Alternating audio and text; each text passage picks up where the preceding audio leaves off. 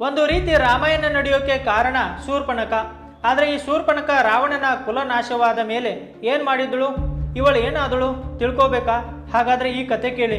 ಭಗವಂತ ತನ್ನ ಎರಡೂ ಕಾಲಿಂದ ಕುಬ್ಜಳ ಕಾಲಿನ ಮೇಲಿಟ್ಟು ಕೈಯಿಂದ ಅವಳನ್ನ ಮೇಲಕ್ಕೆತ್ತಿದ. ಅವಳ ಶರೀರ ಮೂರು ಕಡೆಯಿಂದ ವಕ್ರವಾಗಿತ್ತು. ವಕ್ರವಾಗಿದ್ದ ಕುಬ್ಜ ಸೀದಾ ಪರಮ ಸುಂದರವಾದಳು. ಆದರೆ ಕುಬ್ಜ ಯಾರು?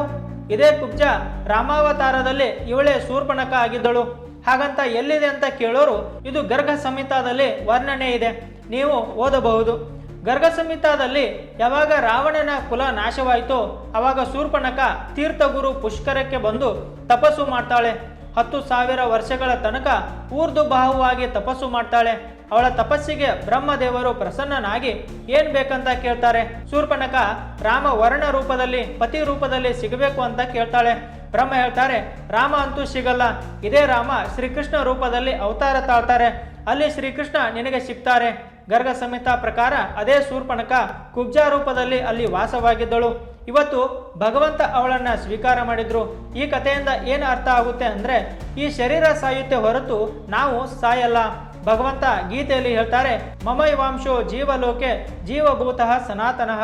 ರಾಧೆ ರಾಧೆ.